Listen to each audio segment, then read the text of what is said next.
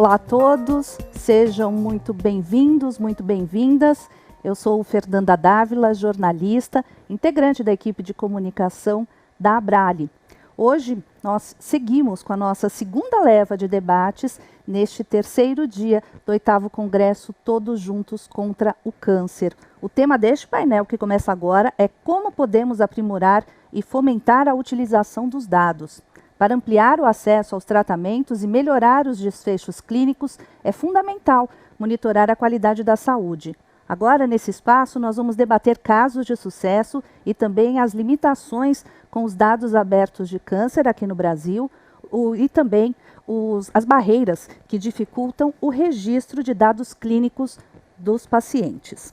Para começarmos agora, nós vamos aqui receber os nossos convidados. Nina Mello, coordenadora de pesquisa da Abrale e Abrasta, também é coordenadora e conteudista do Observatório de Oncologia e atual integrante do GT de dados do movimento Todos Juntos contra o Câncer. Também temos a participação remotamente do Faisal Nemirajar, que é pesquisador da área de cirurgia pélvica, cirurgia geral, reumatologia e epidemiologia. O Guilherme Julian, que é diretor de acesso ao mercado da Equivia. E o Marcelo Cavalcante, especialista em engenharia de software. É tech leader da DASA e front-end teacher da Escola Britânica de Artes Criativas e Tecnologias, a EBAC. Sejam todos muito bem-vindos e bem-vindas. Nina, passo então a palavra a você. Obrigada, Fernanda. Boa tarde a todos. É um prazer estar aqui em mais uma edição do Congresso Todos Juntos contra o Câncer e para falar de um tema tão relevante, né, que são os dados em oncologia.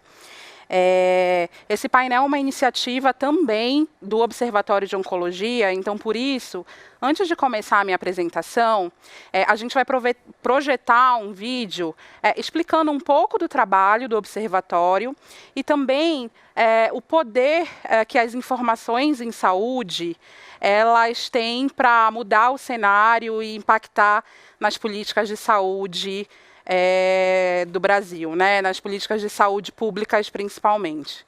Então, por favor. Em 2018, o Brasil terá 600 mil novos casos de câncer entre mais de 207 milhões de habitantes. A Júlia tem 3 filhos, rotina sexual ativa e não realizou o Papa Nicolau nos últimos 5 anos. Já a Giovana realiza o exame preventivo com a frequência ideal.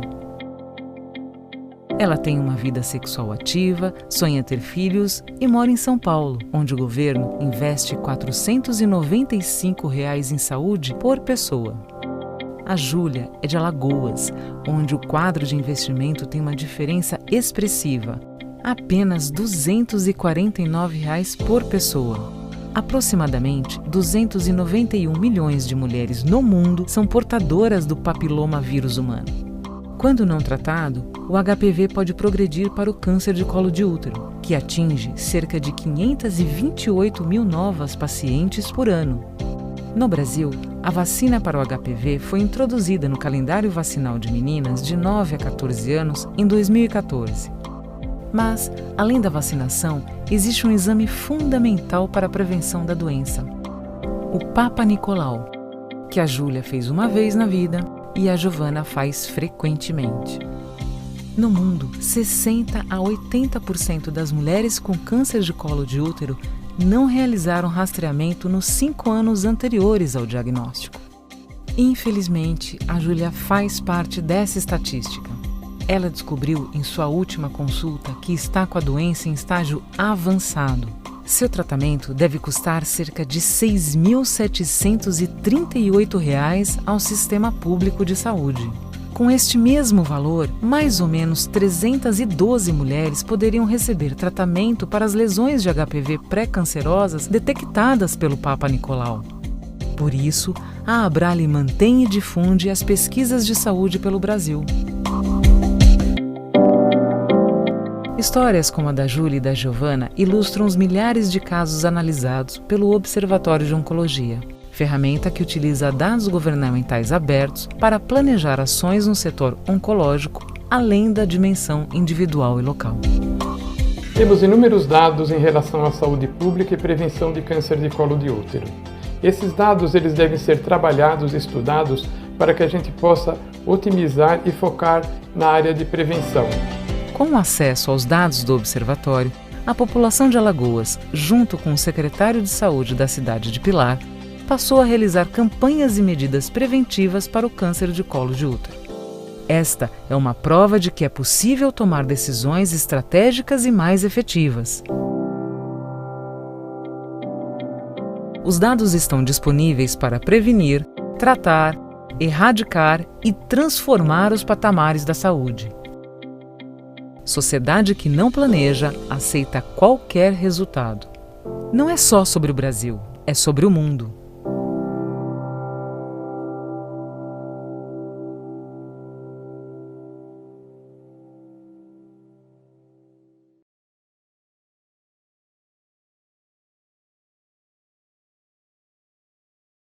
Agora que a gente já entendeu um pouquinho a dimensão do que os dados podem impactar, não só em campanhas, mas também em tomada de decisão, eu vou apresentar aqui para vocês, do ponto de vista da pesquisa, do pesquisador, quais são as limitações, então, que a gente encontra especificamente nos dados abertos públicos de câncer no Brasil.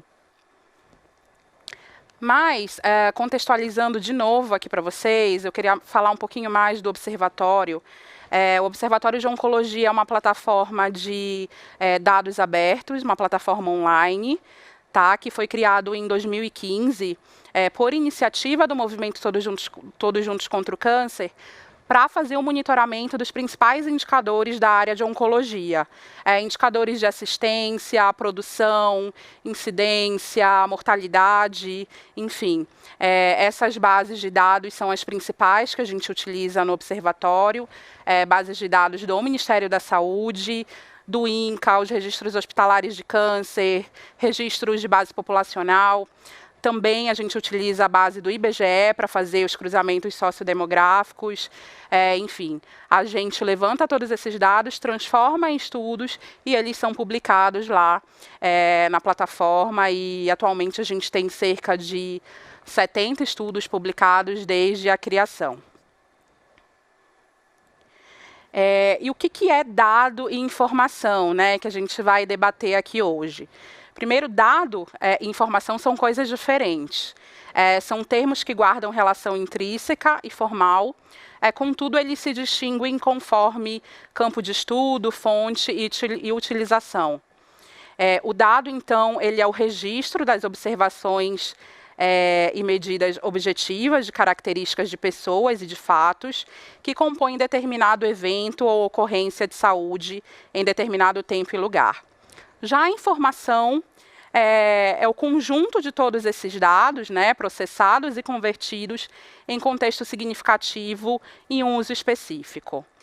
Basicamente o que a gente faz aqui no Observatório, A gente coleta esse dado, processa, codifica ele e transforma em informação, divulgando na plataforma de uma forma objetiva, de acordo com aquilo que a gente queira saber. Porque o dado em si, ele não diz muita coisa, mas os dados agregados e, de acordo com o contexto, eles dizem sim uma informação para a gente.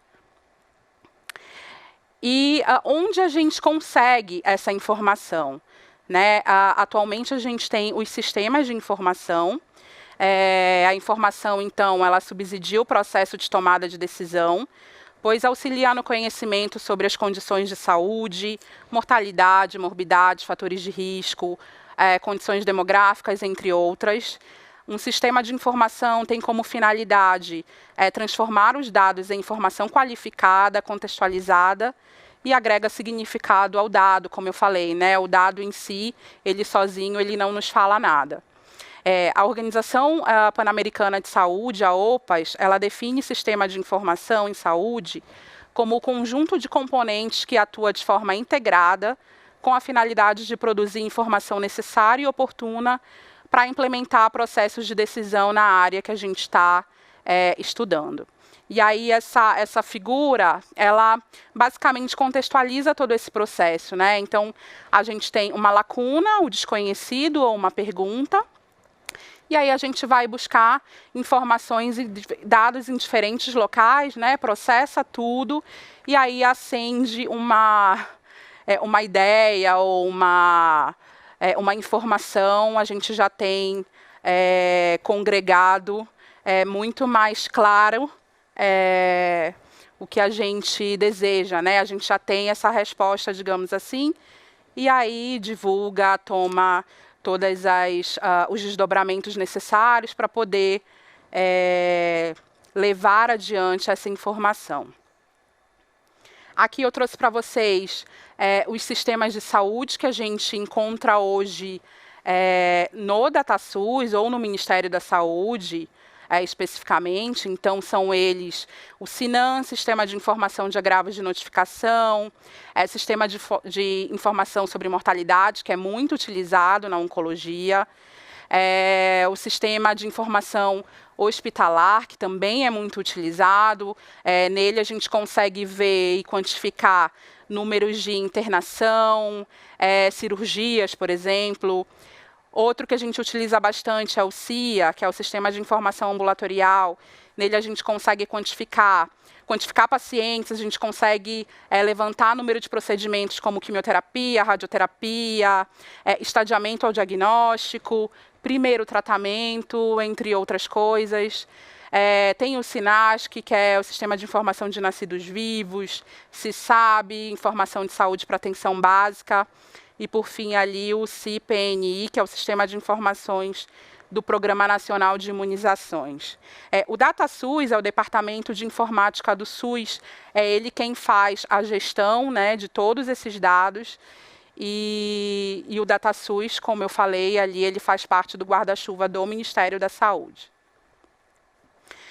Mas a gente encontra uma série de limitações nesses sistemas, né? Primeiro deles é a fragmentação. Eles são vários e eles não se integram e muitas vezes duplicam informações. Então, a gente pode encontrar o mesmo paciente no sistema de informação hospitalar e no sistema de informação ambulatorial, por exemplo.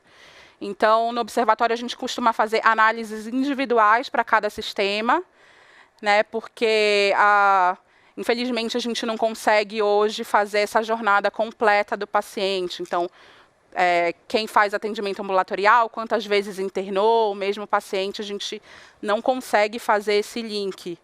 Não é possível atualmente.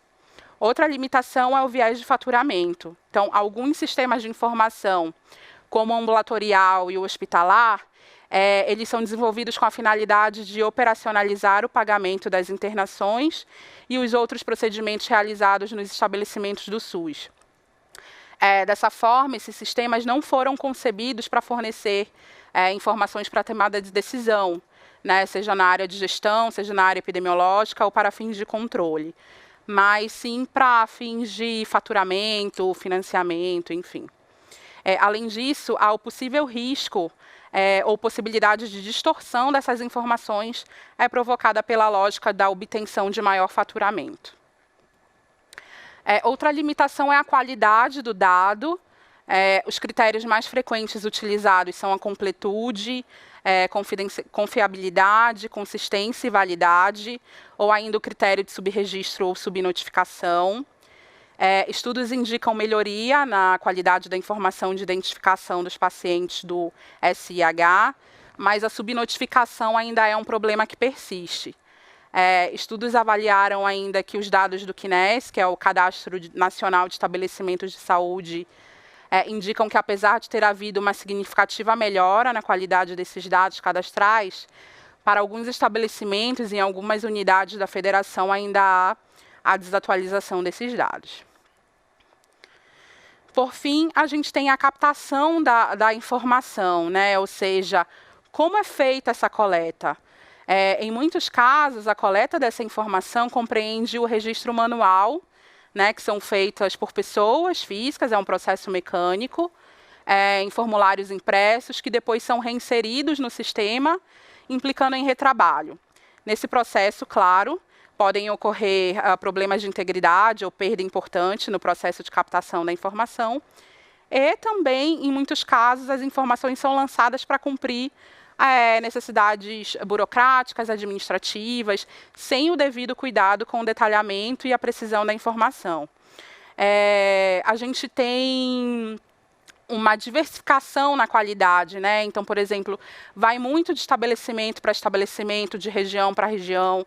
Em São Paulo, por exemplo, a gente vê uma qualidade maior do input desses dados, do que outros estados do Norte, do Nordeste, por exemplo.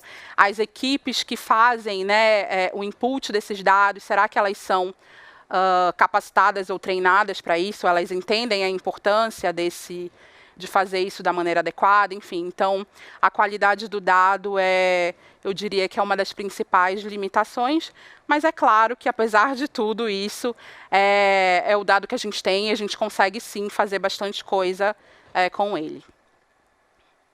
Aqui são as referências bibliográficas da minha apresentação. Queria agradecer muito a equipe atual do Observatório de Oncologia, Ana Beatriz, Ana Carolina, o Fábio Fedozzi e eu. A gente tem um processo assim de curadoria, digamos assim, para ver todo um cuidado nesse processo de saber o que a gente vai pesquisar, de informações que realmente vão impactar, que estejam alinhadas com a Política Nacional de Controle e Prevenção do Câncer, sempre ligadas aí a esse monitoramento do cenário, não só atual, mas também daqui para frente, né? O que a gente pode esperar se nada for feito. Obrigada, mas antes de terminar aqui, eu coloquei essa frase que está no nosso vídeo, que diz que sociedade que não planeja aceita qualquer resultado. E planejamento nada mais é do que a gente entender e conhecer o nosso cenário. E a gente só conhece e entende com dado e informação. Né? Então é isso, obrigada. E estou à disposição aqui para o debate. Obrigada, Nina. Daqui a pouquinho a gente volta a falar mais também sobre os dados, informações, todos os recortes do Observatório de Oncologia. Vamos continuar falando sobre esse assunto já já. Agora a gente vai ouvir o Faisal Nemerajar, que é pesquisador da área de cirurgia pélvica, cirurgia geral, reumatologia e epidemiologia. Também vai falar sobre esses desafios da pesquisa e dos dados aqui no país. Seja muito bem-vindo, Faisal. Olá, obrigado. Olá a todos. Então, fui incumbido de conversar com vocês um pouco sobre como a gente pode aprimorar e fomentar a utilização dos dados. Como foi dito, meu nome é Faisal Nemerajar, eu sou acadêmico de medicina e também trabalho com ciência de dados. E nos próximos minutos eu quero conversar, então, uma breve definição sobre dados, que já foi apresentado pela Nina, muito bem apresentado, por sinal. Depois comentar um pouco sobre como fomentar esse meio, aprimorar as pesquisas que utilizam dados de alguma forma, que seriam quase todos os tipos de pesquisa, e por onde você, como indivíduo, pode começar a trabalhar e progredir em diversos tipos de pesquisa que utilizam dados. Sendo, portanto, então, com uma definição, a palavra dados, ela vem do latim datus, e significa realmente entregar, ou seja, é um pacote de dados, né, um pacote de informações que são coletados por meio de uma observação, entregues ao observador. A informação, por si só, né, seja ela tratada ou não, ela pode ser numérica, seja, por exemplo, a idade de um paciente, uma pressão arterial, outra informação numérica ou não. Pode ser um dado qualitativo, como a cor dos olhos daquele paciente, ou quais cirurgias prévias aquele paciente já realizou. E a observação também ela pode ser direta ou não. Você pode ativamente perguntar para esse paciente ou para esse indivíduo sobre esses dados, ou você pode ter terceiros ou um formulário, por exemplo, que faz com que essas informações sejam coletadas. Você tem uma série de vieses em todos esses métodos, mas isso não é o tema dessa palestra, então deixo aí apenas essa introdução. E por fim aqui tem um pequeno comentário sobre uma frase emblemática do Napoleão Bonaparte. Ele diz que 90% da guerra é informação, o que nos diz que a informação ela é agnóstica de área, ou seja, ela está dentro do marketing, da cirurgia geral, das ciências humanas, da política com pesquisas eleitorais, ou seja, ela está na nossa vida desde sempre e provavelmente para sempre. Mas como a gente pode fomentar utilização desses dados, seja na oncologia ou qualquer outra área.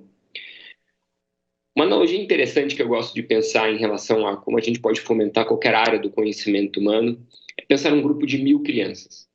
Se a gente pensar num grupo grande de crianças, a probabilidade de que muitas delas queiram ser astronautas é grande. Isso não é por acaso, isso tem a ver com a natureza humana. Esse senso exploratório, esse espírito exploratório faz parte da natureza humana. Nós, como espécie, nós queremos descobrir o desconhecido, entender o desconhecido, conhecer novas terras, migrar, conhecer novos povos e, certamente, conhecer o universo. Por isso que muitas crianças almejam conhecer o espaço e descobrir novos planetas, quem sabe. Então, o que move essas crianças, o que fomenta elas a buscar é esse desejo pelo novo. Então, eu acredito que, para fomentar pesquisas, seja na oncologia, ou na cirurgia, ou na epidemiologia, a gente precisa fomentar, ativar esses genes exploratórios, porque isso sim vai fazer com que a gente possa fazer perguntas diferentes e interessantes e, certamente, responder muitas dessas perguntas com dados. Então, eu acho que o fomento dessa área, ele se inicia com algo que possa ser explorado, seja uma grande base de dados do SUS ou até mesmo uma pequena clínica numa cidade do interior que atende pacientes oncológicos. Então, isso varia conforme a sua ordem de grandeza, mas certamente esse senso exploratório tem que estar presente. Por onde a gente pode aprimorar esse conhecimento? A aprimoração do conhecimento humano ela vem de várias formas. Aqui eu coloquei um estudo que a gente tem desenvolvido ao longo dos últimos meses, em que eu, junto de um grupo de pesquisadores, desenvolveu um sistema de machine learning, de aprendizado de máquina, que ele consegue identificar diferentes estruturas anatômicas de uma cirurgia laparoscópica. Isso representa muito bem o que eu quero trazer por aprimoramento. Olhando isso, a gente entende que isso é um avanço, isso não está na prática médica atual, isso está sendo pesquisado pelo nosso grupo e outros grupos pelo mundo. Mas isso reflete um tipo de pensamento que eu acho que é essencial para o aprimoramento de qualquer área, que é o pensamento janusiano. Esse termo é meio complexo, ele naturalmente ele quer dizer uma coisa muito básica, que é você aproximar ideias aparentemente opostas. Nesse caso, as ideias opostas que a gente aproximou nessa pesquisa foi a cirurgia laparoscópica e uma tecnologia que é utilizada para carros autônomos, para que ele possa saber o que é um sinal de pare, o que é uma faixa de pedestres. Só que a gente aplicou isso a uma área completamente diferente, que é a área cirúrgica. Então, isso pode ajudar no estadiamento de câncer, de um tumor intraoperatório, ou até mesmo realizado numa colonoscopia ou numa endoscopia digestiva alta. Então, esse tipo de tecnologia, ele nasce do desconhecido, ele nasce daquela exploração em que você aproxima, portanto, ideias quase que opostas, né, numa mesma ideia para produzir um conhecimento novo. Agora, por onde você pode começar? E quando eu pensei nessa pergunta, por onde alguém pode começar a pesquisar por dados, ou uma nova pesquisa, ou algo que possa impactar a sua comunidade, a melhor resposta que eu pude dar para essa pergunta é ao que te incomoda. Né? Se algo te incomoda, você quer que isso mude. E você provavelmente, talvez não tenha ferramentas para mudar, senão que já teria sido mudado. Mas você pode criar essas ferramentas. O exemplo que eu trago aqui é algo que me incomodou no começo de 2020, que foi a pandemia de Covid-19. Então, eu iniciei um projeto totalmente sem fins lucrativos, que, por sorte, né, e por muito trabalho de 27 voluntários que eu consegui juntar, a gente criou um sistema de coleta de dados e informação que pôde informar as pessoas ao nível do bairro. Ela poderia ver na sua casa, na rua da sua casa, se era uma área de risco ou não para a transmissão do vírus. Isso impactou mais de 10 milhões de pessoas, a gente foi veiculado nos principais jornais e telejornais do país, e a gente pôde impactar a nossa sociedade de uma forma positiva. E com certa escala, a gente agrupou uma série de dados, tivemos, claro, complacência ética, e isso eventualmente virou uma pesquisa. Então, isso foi algo que me incomodou e me moveu para produzir uma ferramenta que pudesse resolver isso que me incomodou. Então, eu recomendo que as pessoas procurem por isso antes de adentrar áreas de dados, porque é realmente uma área muito vasta. Então, para oncologia, você poderia, alguém da sua família que se impactou e você entendeu algum problema dessa área, que você possa, então, atuar sobre e juntar forças para resolver esse problema. Mas, de forma prática, por onde você pode começar realmente, eu indicaria aprender uma linguagem de programação. Eu particularmente uso Python, mas você pode aprender o Python, o R, utilizar um software de estatística como o próprio Stata, ou mesmo o Excel, que você já deve conhecer. A minha recomendação é o Python, e aqui eu deixo um vídeo do YouTube de 12 horas, que pode introduzir você a esse mundo, né? Se chama Python for Data Science, que você pode sair desse nível básico para um nível quase intermediário de conhecimento. Então, a mensagem final que eu realmente quero deixar para você poder ter um impacto no aprimoramento e também no fomento da utilização de dados são basicamente 3 ideias. Então, você tem que ter esse senso exploratório. Isso é natural do ser humano e você precisa ativar esse gene exploratório, como eu digo, para você poder ter esse drive de poder produzir algo novo. Depois você precisa buscar algo que te incomoda, porque se não te incomoda, você não vai ter aquela vontade de mudar e de produzir novos conhecimentos. E por fim, como eu falei, aproximar ideias que parecem opostas. Como eu coloquei, algo que é do mundo dos carros autônomos, eu aproximei para a área da cirurgia geral e cirurgia laparoscópica. Então, fazendo essas 3 coisas, explorar, pegar algo que te incomoda e aproximar ideias opostas, certamente você pode ter um impacto positivo na sua comunidade, seja ela qual for. Eu deixo aqui meus contatos, caso alguém tenha interesse. Agradeço de novo o convite para essa palestra e espero que todos aproveitem esse excelente congresso. Obrigado.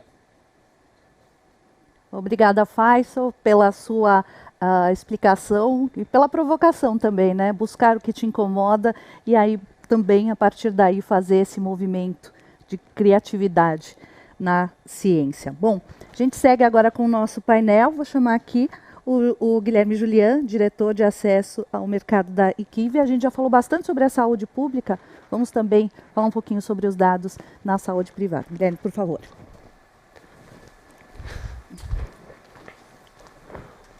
Bom, em primeiro lugar, queria agradecer a oportunidade de colaborar com o TJCC. Acho que já faz algum tempo que eu colaboro, sempre um prazer e sempre uma honra, de verdade.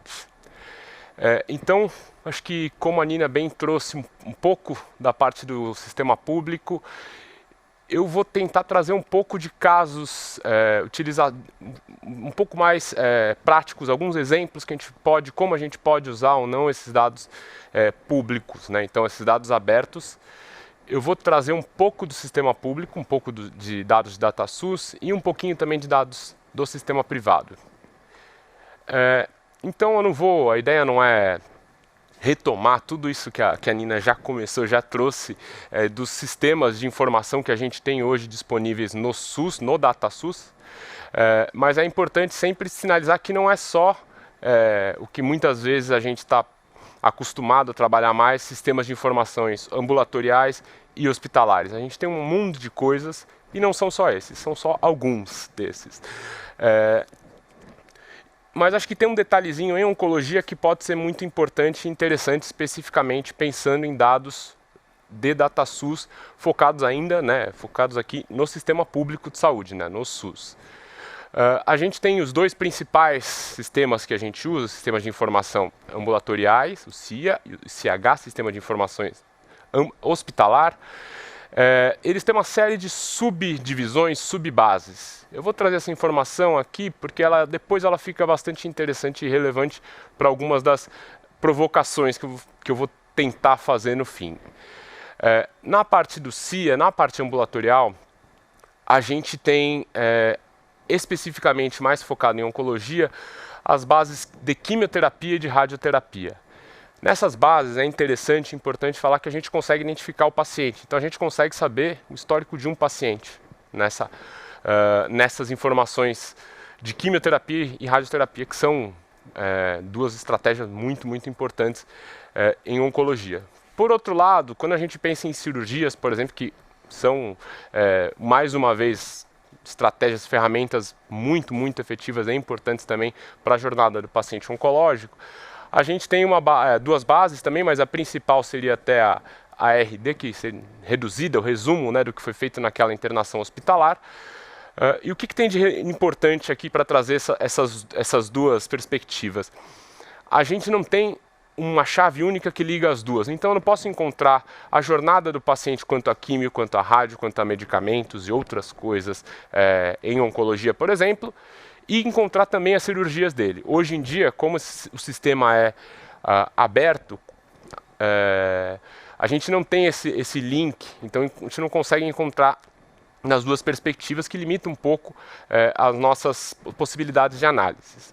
Que nem a própria Nina comentou, né, muitas vezes a gente separa os dois sistemas de informação para ter uma ideia melhor, para não ter duplos, contar duas vezes a mesma pessoa e por aí vai. Então a gente procura geralmente fazer dessa forma.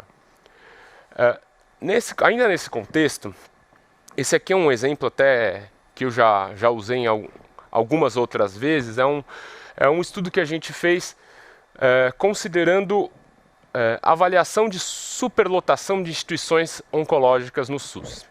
O que isso quer dizer na prática? A gente não tem hoje uma nota de corte, vamos chamar assim, acima de X, essa instituição está operando acima do adequado quanto a equipamentos e pessoas nela disponíveis, vamos dizer. Então a gente fez um modelo com uma série de informações disponíveis na CIA, na CH e no CNES, ou seja, informações ambulatoriais, hospitalares e do Cadastro Nacional de Estabelecimentos de Saúde. Fizemos um modelo com uma série de informações, dessas informações, com mais de 400 mil pacientes. Encontramos o que seriam as instituições outlier, ou seja, as instituições que estavam muito fora do que era o imaginado para esse modelo, para elas, em quantidade de pacientes, ou seja, as instituições que estavam com muitos pacientes que chamavam a atenção, vamos dizer assim. E o que é interessante de ver isso?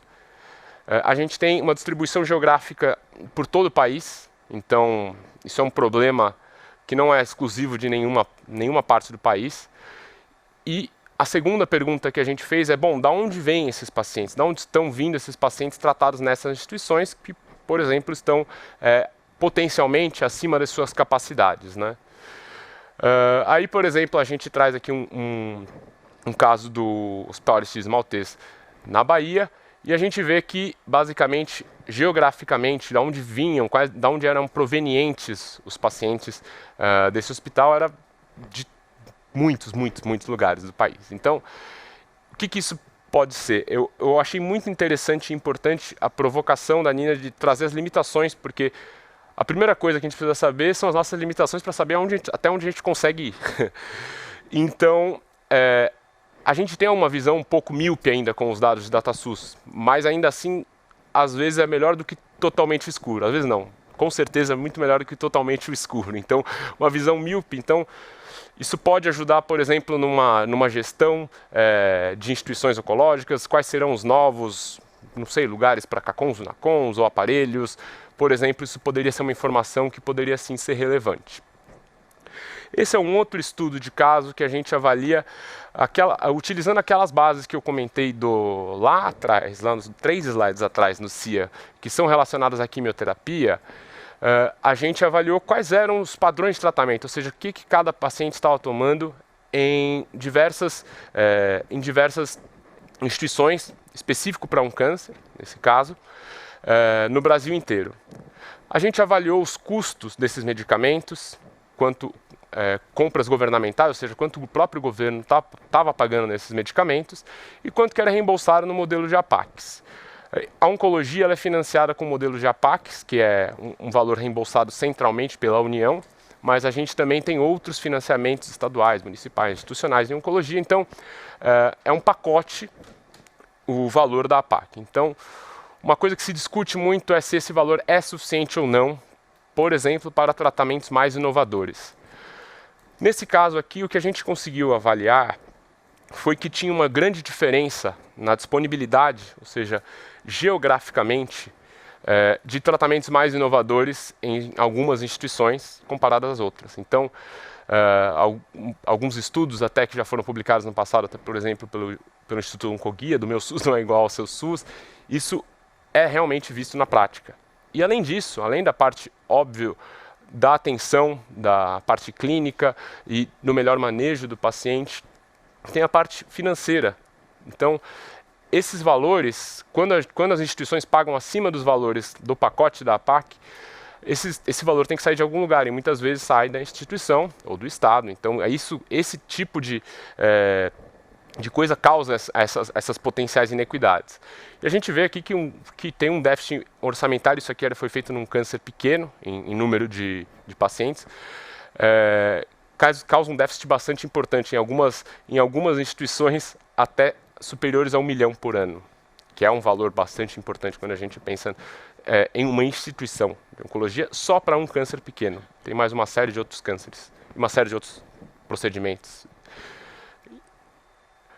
Além disso, a gente também tem algumas outras opções, que eu não trouxe aqui um exemplo, mas tem alguns outros exemplos que a gente já trabalhou e já publicou também nisso, de bases de dados em registros de câncer. Então, a base de dados da FOSP, que é da Fundação Oncocentro do Estado de São Paulo, as bases de dados registros hospitalares de câncer e registros de base populacional. Vamos tentar fazer da maneira mais simplificada possível. A FOSP, ela cobre todo o Estado de São Paulo, todas as instituições SUS e mais algumas privadas. Ou seja, se a gente precisa de alguma informação clínica, estadiamento, o TNM, né, o tamanho do tumor, nódulos e metástase, de um certo tumor, por exemplo, histologia, estratégia terapêutica que tenha sido feita no privado, isso também existe aqui na FOSP. Não é a totalidade do sistema? Não. É uma amostra? Mas é muito mais do que... muitas vezes a gente não tem nenhum tipo de informação disso. Então, já é alguma coisa muito mais próxima da nossa realidade quando a gente pensa Brasil, sistema privado. Muitas vezes é melhor que usar um dado dos Estados Unidos, por exemplo. Além disso, a gente também tem os registros hospitalares de câncer e o registro de base populacional. Nos registros de base populacional, a gente tem uma correção estatística para avaliar e considerar os números epidemiológicos, incidência e prevalência, mais incidência na realidade, numa certa cobertura populacional. O que é interessante aqui? Se a gente precisa de informações clínicas, públicas ou privadas, a FOSP e o registro hospitalar de câncer, os registros hospitalares de câncer, podem ser uma opção aberta, já sendo utilizada. Os registros hospitalares de câncer, eles têm, se não me engano, em quase todos os estados, com exceção de um estado que eu não lembro qual que é agora no momento, mas basicamente tem todos os lugares, a gente pode pensar em alguma coisa do tipo. E agora, quando a gente pensa no sistema privado, no sistema privado a gente teve uma evolução muito importante, que é legal de ressaltar, na disponibilidade e dos planos de dados abertos. E aí vale sim, sem dúvida, ressaltar os dados do DTIS. O TIS é troca de informações de saúde suplementar, é uma base de dados que é da ANS, que a ANS libera. A gente tem informações de 2015 a 2019, isso geralmente é anual, essa informação, e liberam lá por outubro, geralmente, então a gente não tem a de 2020 ainda, por exemplo. E o que a gente tem nessas informações? O que a gente tem nessa tal dessas bases de dados? A gente tem a perspectiva ambulatorial e a perspectiva hospitalar. Na perspectiva hospitalar, a gente consegue identificar os CIDs, ou seja, os códigos de doenças. Então a gente consegue ter uma noção maior, por exemplo, de número de cirurgias para, por exemplo, câncer de mama. Não é de preenchimento obrigatório, mas ainda assim a gente tem essa possibilidade de avaliar as doenças. Vai ser uma visão míope, não vai ser uma visão completa do sistema, não vai ser, mas já é alguma coisa que consegue nos ajudar muito. E o mais importante é todo o país, né? Então a abrangência de todo o país, a gente consegue ter informações, inclusive na própria base, no próprio site da ANS tem uma plataforma de Power BI, que a gente consegue para consultas rápidas, focadas nos CIDs ou nos procedimentos. E esse aqui é um estudo que a gente publicou já faz algum tempinho, e também vale para a provocação final que eu vou fazer. Antigamente essa base tinha um identificador de paciente criptografado e anonimizado, claro, isso sempre. Deve ser um pré-requisito para qualquer análise de base de dados. E quando a gente tinha esse identificador do paciente, a gente conseguia identificar o paciente tanto no âmbito ambulatorial quanto no âmbito hospitalar. E esse aqui foi um estudo que a gente fez, encontrou 28 mil pacientes oncológicos no estado de São Paulo, e avaliou qual que era a frequência desses pacientes em um ano e meio, quanto a visitas de pronto-socorro, hospitalizações, e, por exemplo, UTI. Então, isso foi um estudo que foi publicado, né, no Congresso da ISPOR, apresentação oral no Congresso da ISPOR, e em 1 ano e meio esses pacientes tinham 3,4 milhões de procedimentos ambulatoriais e 1,3 milhões de procedimentos hospitalares, ou seja, um monte de coisa. E a gente conseguia mensurar também o valor econômico, o custo disso. Por fim, acho que para a gente pensar num progresso, num avanço do uso de dados, não só em oncologia, mas principalmente em oncologia, a gente tem que pensar e focar na manutenção e o reforço da importância das políticas e planos de dados abertos, e que estas sejam seguidas, os planos sejam seguidos, que estão sendo seguidos, e cada vez a gente vê bases muito, muito interessantes, muito legais aparecendo. O aprimoramento dos dados existentes, e isso vai lá atrás naquela história daquela base de dados de quimioterapia, que, por exemplo, não conversa com a base de dados de hospitalização. Se a gente tivesse um identificador único para ambas as bases, que a gente, como sociedade, pudesse utilizar, isso poderia nos ajudar muito para entender muito melhor alguns gargalos da jornada desses pacientes. E vale ressaltar que, por exemplo, o próprio Ministério da Saúde publicou, fez uma publicação que está em pré-print, ainda não está pública, das efetividades das vacinas aqui no Brasil com 75 milhões de pessoas, fazendo sim esse linkage entre bases distintas. Então, é interessante, é um estudo muito bonito e muito interessante de pensar como que a gente consegue, daqui para frente, utilizar esse aprimoramento, talvez, E também, a gente não pode esquecer de usar o que a gente já tem.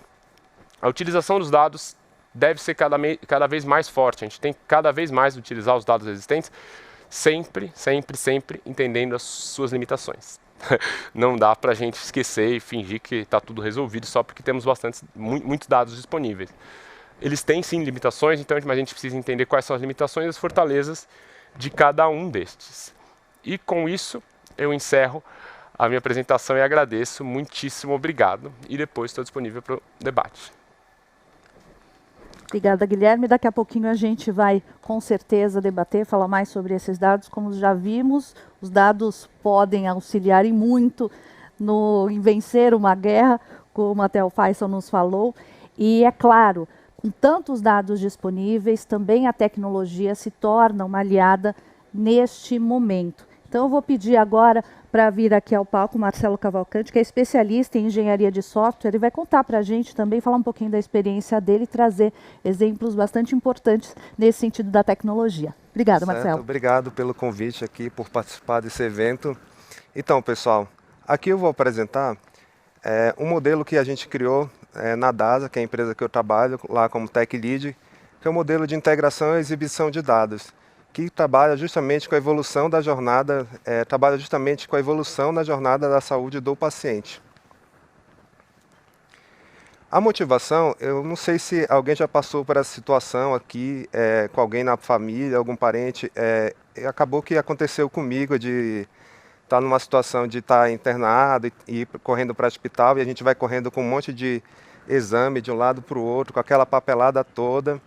E aí cada médico que a gente consultava, de repente perguntava algumas perguntas que a gente não lembra, assim, a gente não tem muita precisão para responder, como se já tomou anestesia, se é alérgico a alguma medicação.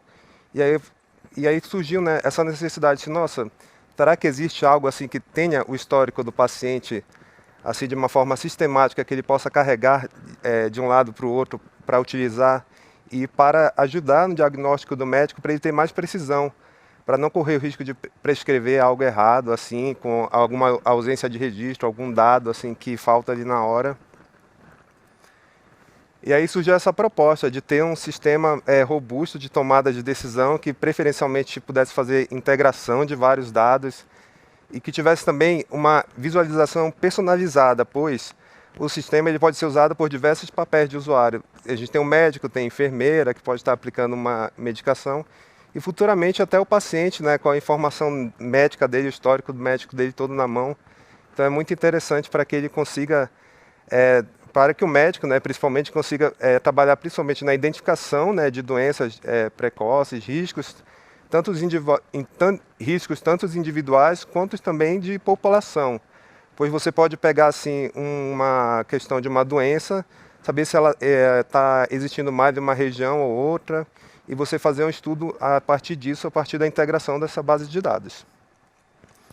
Aí, pensando nisso, na DASA, é trabalhado lá um sistema em que tem diversas bases de dados, que vem desde o que é gerado lá no aplicativo de telemedicina, também da grande rede de laboratórios que a DASA tem, e hospitais também, e próprias informações que o usuário imputa no sistema. E aí, isso tudo é trabalhado também com uma gestão, com uma base de que faz a coordenação do cuidado. É uma base que trabalha com também um pouco de inteligência artificial e integração de diversas bases para trabalhar justamente na gestão do cuidado do paciente. E aí esses dados são trabalhados, com esses dados são gerados insights, né, transacionais, para poder definir o que vai ser gerado ali, por exemplo, de alerta. Aí tem também a personalização, então é a questão de trabalhar mais com a interface do sistema, pois, como a Nina falou também, falando de dados e informação, a gente tem o dado, mas a gente quer exibir a informação de uma forma também intuitiva para o usuário. Então a gente tem alguns recursos visuais interessantes, né, para usar, para aplicar, para mostrar na interface e melhorar também a experiência do usuário. E aí também ter essa visão tanto individual, que é, por exemplo, o médico numa consulta, e também uma visão populacional. Ou seja, ou melhor, falando uma visão de carteira do médico, para ele saber acompanhar seus pacientes a partir de um relatório com dados integrados e assim, de repente, perceber se algum paciente especial precisa de alguma chamada para algum tratamento específico, algo que possa gerar algum problema de saúde. E aí também a gente trabalha também assim, atualmente mais dentro do ecossistema da DASA, mas também já estamos expandidos para outros sistemas de saúde, para integrar com outros hospitais, outros sistemas, inclusive o DataSUS, como foi falado aqui.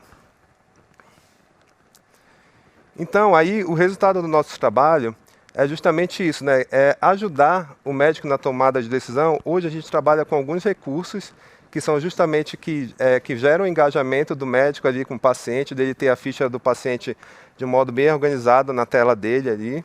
Então a gente exibe resultados de consultas, exames, procedimentos e também, inclusive, faz anotações se tem alguma condição, se foi detectada alguma condição existente ou pré-existente naquele paciente. E isso tudo a gente trabalha com empoderamento, que é justamente dar o maior contexto para o médico do paciente, né? Não só para o médico, mas também para a administração hospitalar, que vai saber exatamente quais recursos estão sendo mais utilizados e se tem alguma sazonalidade nesses dados, e isso tudo gera engajamento. Aí falei bastante aqui, essa é a carinha aqui do nosso sistema, do nosso projeto, o nome é Resumo Clínico, que está inserido dentro do aplicativo Nave.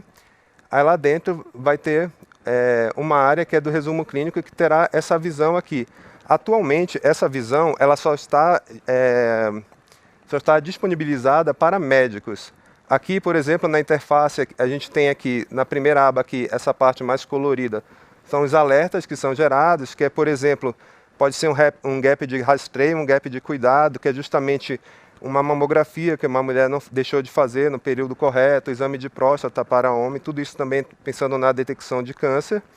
E aqui embaixo, um pequeno resumo, na nossa home, no caso, um pequeno resumo de medicamentos, condições, resultados de exames e atendimentos que o paciente teve. Desta forma, a gente conseguiu apresentar uma boa experiência do usuário, né? Vai ter a ideia de ter foto do paciente para ter uma identificação. Aí tem informação de nome, peso, altura, tudo isso de fácil acesso para o médico. Inclusive, se ele tem alergia a algum medicamento ou teve algum atendimento específico, vai constar aqui nesta ficha dele. E aqui, já que a gente falou bastante de integração de dados, né, a gente utilizou aqui uma pilha de tecnologias aqui para conseguir disponibilizar um sistema desse. Primeiro, trabalhando com Cloud Computing, então é um sistema que ele é escalável, por exemplo, a gente tem que pensar que nosso aplicativo ele pode ser utilizado em hospital, pode ser decisivo ali no momento de uma cirurgia para o médico consultar algum dado. Então o sistema tem que ter uma alta disponibilidade. A gente trabalha com Fire, que é um recurso que justamente padroniza, né, as informações que a gente pega de diversas bases diferentes, aí precisa integrar ela de certa forma. E aí, como a parte mais tecnológica, assim, para fazer tudo rodar, a gente utiliza o Node.js, que ele é uma implementação do JavaScript que roda do lado do servidor, que é capaz de fazer esse processamento e integrar esses diversos tipos de recursos. O React, que é um framework de front-end, que ele é amplamente utilizado, inclusive foi criado pelo Facebook, então a gente conseguiu também trazer essa tecnologia e integrar no nosso projeto, trabalhando mais na questão da experiência do usuário, pois a tela ela não precisa sempre recarregar a página, a gente tenta carregar a página de acordo com a demanda ali no bloco dela. E para trazer mais segurança trazendo com dados, o JavaScript, eu sei que aqui muita gente não conhece, pois é mais da área de saúde, mas na área mais técnica, o JavaScript ele não é uma linguagem muito tipada, que trabalha ali com cada tipo de dados, assim, muito bem definido, mas o TypeScript, que é um superset do JavaScript, é uma evolução da linguagem, ele é capaz de dar essa tipagem de dados e trazer mais segurança quando a gente vai converter essas informações para passar para a tela do usuário. E aí a gente trabalha bastante a parte de UX, que é justamente a experiência do usuário, que não é só referente a mostrar um layout bonito, um design agradável, mas também toda a jornada que cada usuário faz dentro do nosso sistema, cada navegação que ele faz e o que a gente está integrando, a nossa proposta de valor, se ela está sendo cumprida ou não, que é justamente o objetivo da DASA com esse sistema e também para oferecer como soluções para diversos outros hospitais. E também nosso sistema ele é integrado com ERPs, que são sistemas nosso sistema ele é integrado com alguns ERPs de sistemas hospitalares também, bem comuns de mercado. Então a gente trabalha muito assim com essa questão de integração. Aí aqui é a equipe de desenvolvimento, né, é mais focada ali na minha squad que trabalha, então aqui o nome das pessoas envolvidas, que sem elas nada disso seria possível apresentar aqui, e sou eu, Marcelo Cavalcante, aqui está meu LinkedIn, caso alguém queira entrar em contato. E aí então, pessoal, e aí antes de ir embora, eu vou deixar um vídeo apresentando um pouco melhor o nosso projeto.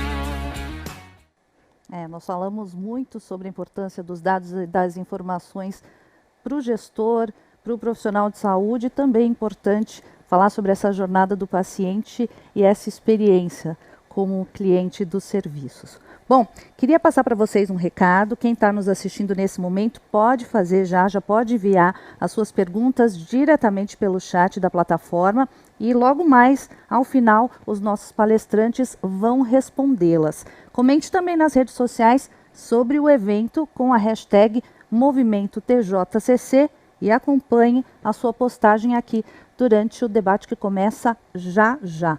Antes, eu gostaria só de aproveitar o que vocês falaram durante todas as suas apresentações e fazer também algumas provocações, já até que o Guilherme nos permitiu isso. Queria começar com a Nina, falando sobre os dados que você trouxe. Você citou algumas limitações que existem ainda nos dados abertos disponíveis aqui no Brasil.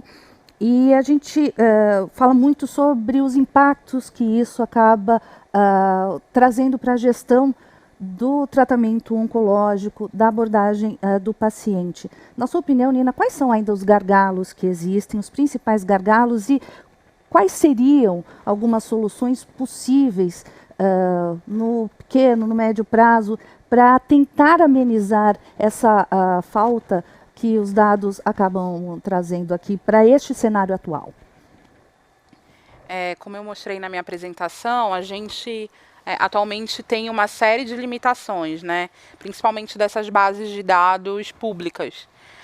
Mas se eu fosse escolher uma delas, eu acho que a principal, ou a que a gente mais sente dificuldade, é a questão da integração. Né, até o Guilherme trouxe isso. Então, os dois principais sistemas de informação que a gente consegue avaliar esse cenário da oncologia, que é o sistema de informação ambulatorial e hospitalar, eles não se integram. Né? Então, essa é uma barreira importante do ponto de vista epidemiológico, não só de gestão administrativa, mas de gestão também na esfera municipal, estadual, federal, enfim. E aí eu não sei, eu conto com a ajuda da tecnologia, né, para dizer o que a gente pode fazer para melhorar ou para fazer essa integração, né? A gente precisa ficar em contato aí com o DataSUS para poder conversar, trazer eles para dialogar com a gente, entender o que precisa, né? Enfim, iniciativas como a que o Marcelo trouxe, por exemplo, que integram esses dados, facilitam muito, né? Não só para o usuário, que no caso são os pacientes e os médicos. Vamos pensar se a gente tivesse uma solução dessa para os gestores, por exemplo, né? Com os dados obtidos do DataSUS, por exemplo. Seria fantástico. Um lugar que ele fosse ali, conseguisse integrar tudo e já tirar um parecer de toda aquela informação. Né? Então, acho que o desafio, eu escolheria esse, a questão da integração.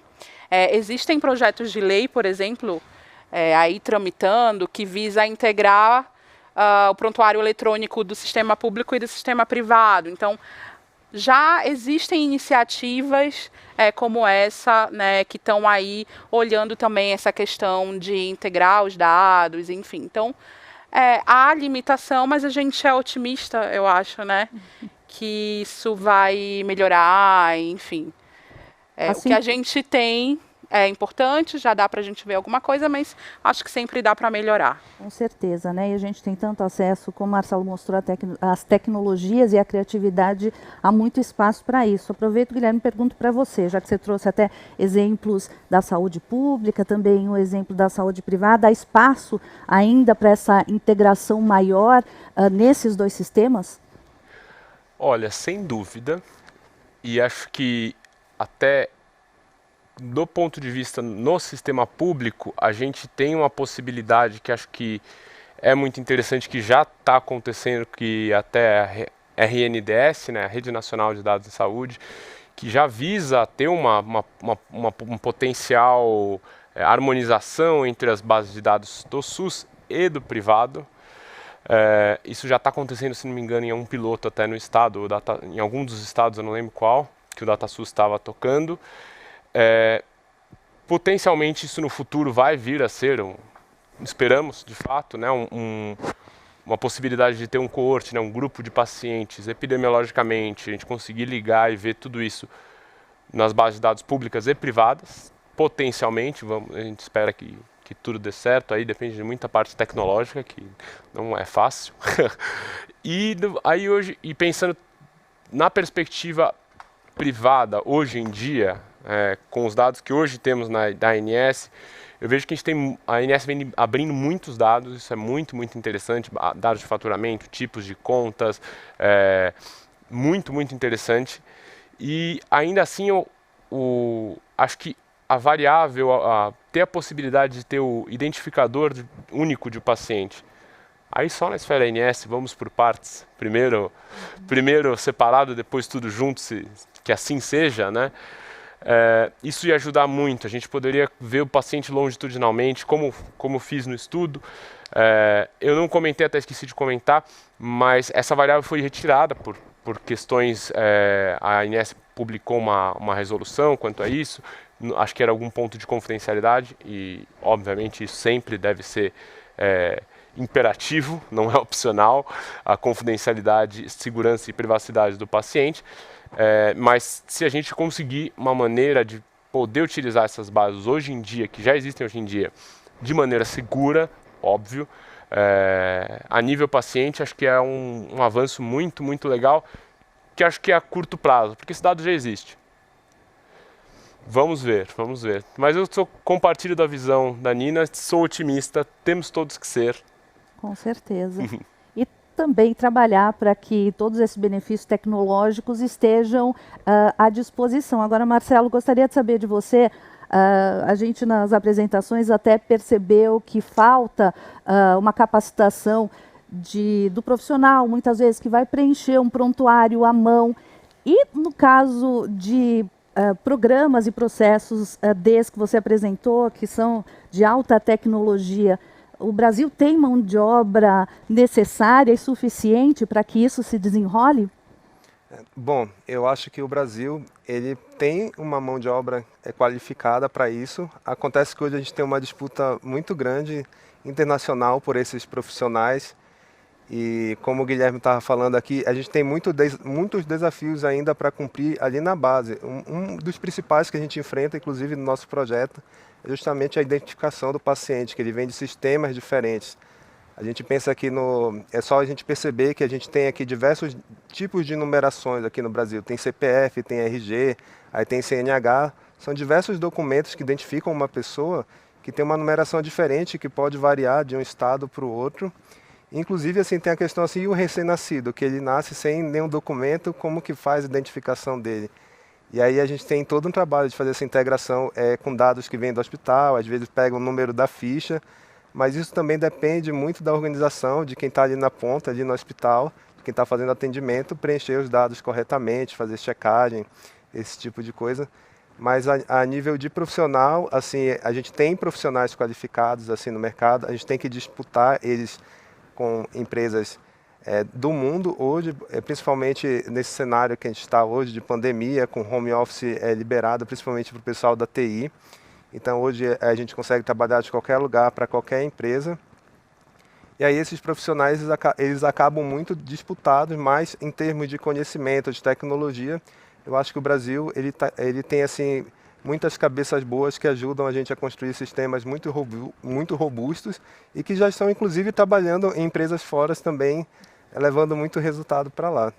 Sim, a gente espera que todas essas cabeças privilegiadas que podem colaborar com a saúde no mundo inteiro também ajude, né, com a tecnologia aqui para a saúde brasileira. Bom, gostaria de agradecer a participação de todos e agora nós vamos responder ao vivo as suas dúvidas que chegaram aqui pelo nosso chat.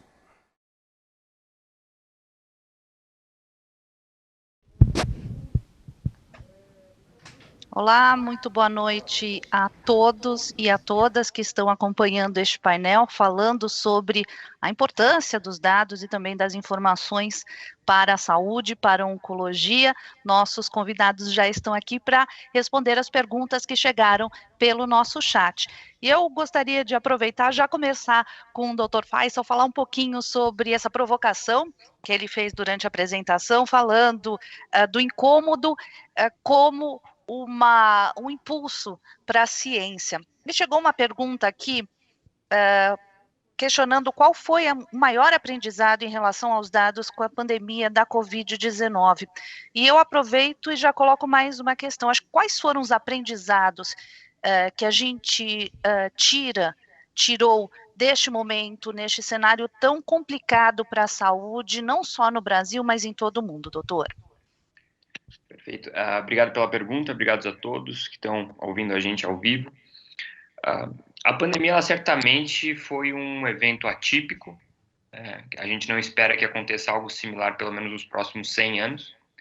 Sempre quando a gente tem uma dessas assimetrias muito grandes, elas causam movimentos disruptivos em todas as áreas, e não foi diferente na parte de dados. Algo curioso que eu ouvi de vários setores, não só do setor da saúde, mas também no setor da saúde, foi o avanço necessário em tão pouco tempo. Então, perspectivas de crescimento na área tecnológica, que eram estimadas para 5, 6, até 7, 8 anos, aconteceram em alguns meses, né? Então, a própria telemedicina, que entrou em caráter emergencial, permitiu uma coleta totalmente nova de dados dentro do país, que já acontecia em outros países, mas permitiu uma nova forma de coleta de informações, uma nova forma de interação para o paciente, uma acessibilidade que ela pôde se capilarizar pelo país. Então, pacientes que muitas vezes não tinham acesso à saúde começaram a ter durante a pandemia através da telemedicina. Então, eu diria que, claro, ocorreram eventos muito ruins em termos de dados. Então, a sobrecarga de muitos sistemas de saúde, o represamento de atendimentos no SUS, inclusive foi um dos trabalhos que o André Balalai, também da equipe, apresentou conosco aqui durante o congresso, em que a gente mostrou esse represamento que aconteceu.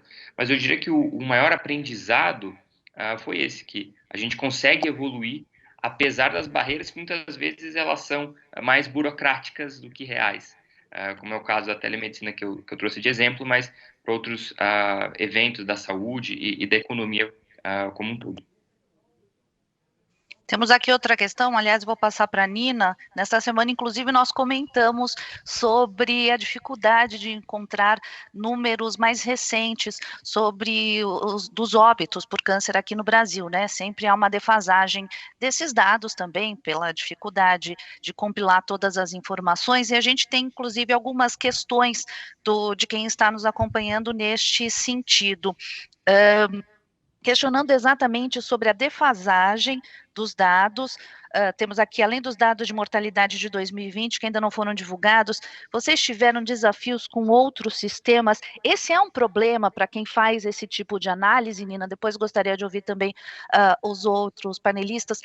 A dificuldade da defasagem, ter um dado para propor, inclusive, uma política pública, sendo que esse dado reflete uma realidade um pouco anterior à que estamos vivendo. Isso atrapalha também a análise, a proposta as proposições? Oi, Fernanda, boa noite a todos. Eu não diria que chega a atrapalhar. Essa atualização, né, cada base tem um período de atualização diferente, eu diria que ela chega a atrasar um pouco as análises, né? Então, até depois o Guilherme e o Faisal podem comentar também um pouco sobre isso. O pesquisador, na hora de pesquisar um sistema de informação, ele precisa ter em mente qual que é a atualização desse sistema. Então, por exemplo, o sistema de informação de mortalidade que você mencionou, a atualização dele é feita a cada 2 anos. Então, a gente não consegue ver atualmente esse impacto na mortalidade por câncer, por exemplo. A gente só vai conseguir o impacto da pandemia na mortalidade por câncer. A gente só vai conseguir saber ano que vem, em 2022. A última atualização foi 2019. O tempo de atualização depende também da finalidade de cada base, né? O sistema de informação ambulatorial, o sistema de informação hospitalar, como a finalidade é para fins de orçamento, ressarcimento, a atualização é um pouco mais rápida. Ainda assim, a gente precisa, né, ter o cuidado de fazer sempre com um período anterior às nossas análises. No observatório, por exemplo, mesmo essas bases que são atualizadas mais rápidas, a gente sempre acaba fazendo com 1 ano de atraso. E isso, às vezes, dificulta, porque a gente não tem um cenário muito real do que está acontecendo hoje, né? O RHC, como o Guilherme comentou, e os registros de base populacional também, são muito defasados, né? A gente tem muitas dificuldades com essas bases do INCA.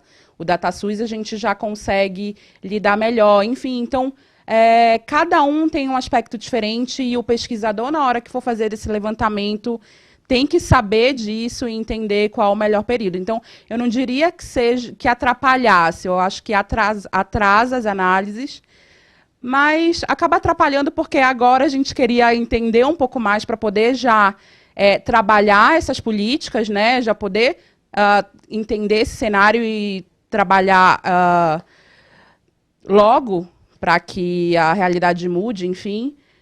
Mas é isso. É o que a gente tem. Não tem muito como mudar. Guilherme, gostaria de acrescentar também?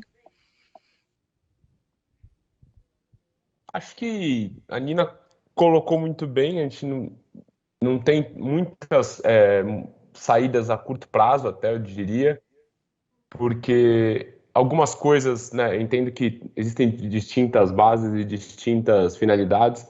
Algumas precisam ser mais rápidas, como a Ana mencionou, de algumas do DataSUS relacionadas a reembolso, mas ainda assim, quando nós como pesquisadores vamos olhar os dados, a gente precisa ter esse cuidado de saber quais são as fragilidades, quanto tempo que demora para se atualizar essa base também, que é um ponto relevante, quanto tempo ela fica em aberto, que é outro ponto importante nas DataSUS.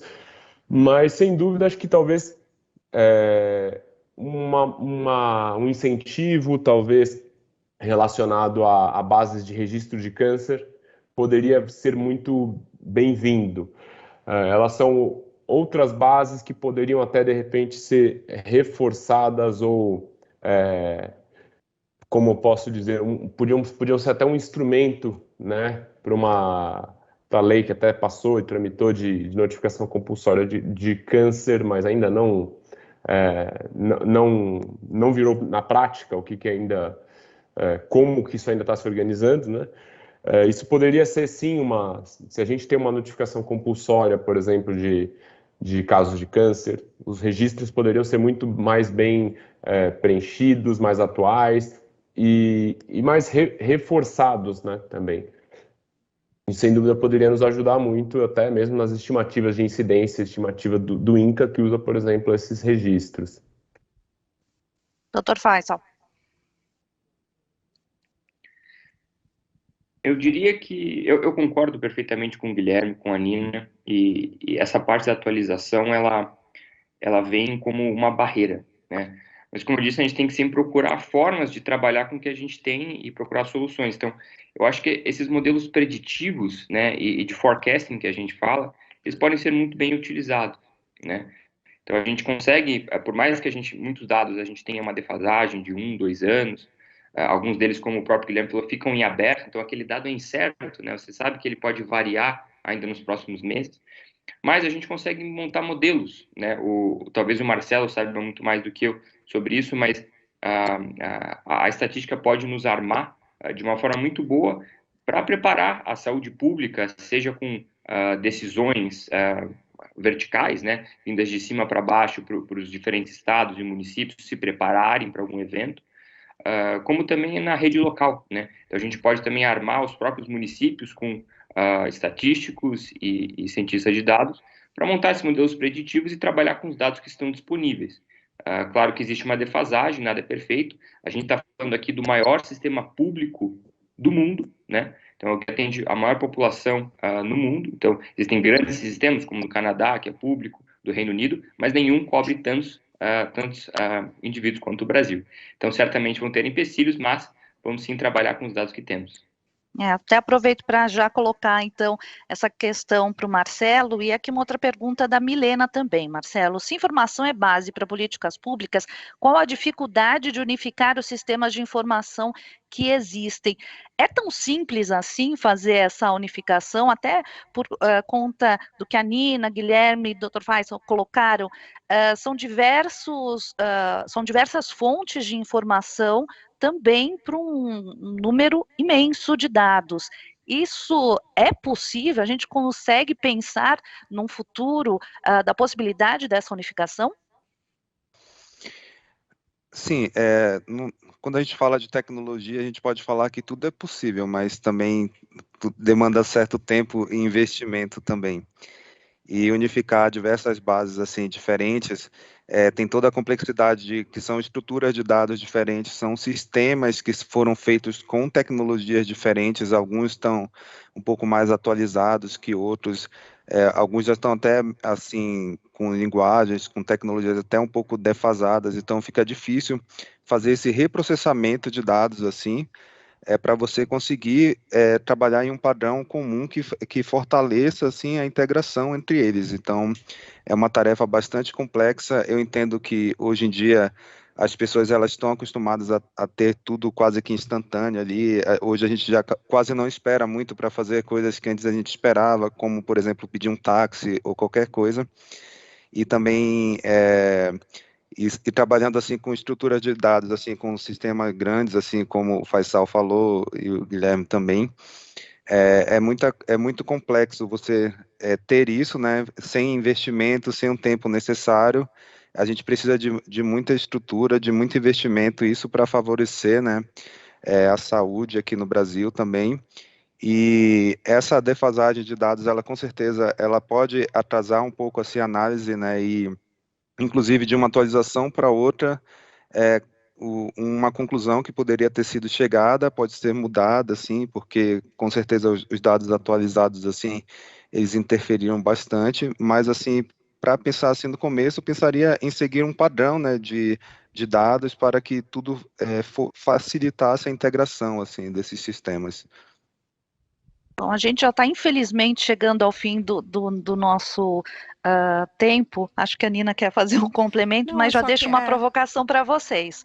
Eu vou passar, mas eu queria até colocar isso para vocês, Nina. A gente está falando de compartilhamento de dados, existe também uma lei que está sendo, né, implementada no Brasil, é um grande desafio e é uma questão ética também muito forte no compartilhamento de dados sobre os pacientes. E aqui eu deixo a última pergunta da Michele como uma reflexão. Como superar a barreira de compartilhamento de dados genéticos, aqui no caso no Brasil, para avanço de pesquisa e medicina? São dados importantes também, a gente entende, para esse avanço, mas existe toda a questão da privacidade do paciente. Então, eu gostaria que, para a gente encerrar, vocês pudessem falar um pouquinho sobre isso, com todos esses desafios que a gente colocou no nosso painel.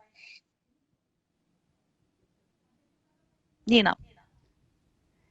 Eu ia pedir para o Faisal começar, que é mais na área de atuação dele, e aí eu faço um fechamento já agradecendo a todo mundo, pode ser? Claro. Perfeito. A parte genética, sem dúvida alguma, é o futuro da medicina, né? Quando a gente fala em terapias personalizadas, é aquela terapia em que você basicamente desenha um tratamento para aquele indivíduo, para você, né? Para os seus genes. A terapia gênica, ela vem caminhando muito nos últimos 20 anos. Existem vários trials, né, pesquisas clínicas sendo feitas.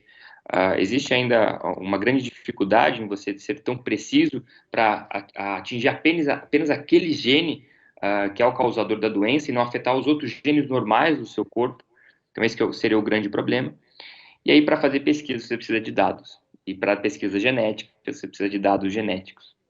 E a LGPD, né, que é a Lei Geral de Proteção de Dados, que já entrou em vigor, ela, claro, vai tratar de qualquer dado pessoal ou impessoal que seja identificável do paciente. Então, algo que eu possa pegar, não tem o seu nome escrito, mas eu possa decifrar, seja com a sua idade, com o seu CPF, e saber quem você é. Em termos de pesquisa, né, muitas vezes a gente trabalha com dado anônimo, porque pouco interessa quem é aquele indivíduo. O grande problema é o vazamento de dados, né?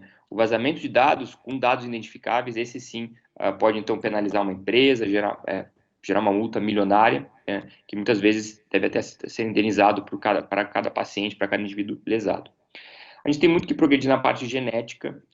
Bancos de dados genéticos já vêm sendo formados ao longo dos últimos 30, 40 anos, mas a gente ainda não adentrou esse vasto mundo em que pesquisadores locais conseguem ter acesso amplo a essas informações, então são poucos centros. Então essa discussão ainda ela está em aberto, né? A gente tem que ter um grande cuidado em tratar esses dados, principalmente se eles forem identificáveis, e obviamente evitar que eles caiam nas mãos erradas para fazer uma série de coisas, né? Então a gente sabe que a humanidade tem um pouco desse show de horrores com armas químicas e possivelmente agora armas genéticas, caso isso caia em mãos erradas. Então, sem dúvida, é um ponto muito importante a ser trabalhado, mas eu diria que a gente ainda está engatinhando a chegar esse dado ao nível que a gente tem de um vazamento de dados de CPF, como a gente já viu acontecer nos últimos anos. Mas certamente é um ponto de alta importância que deve ser debatido.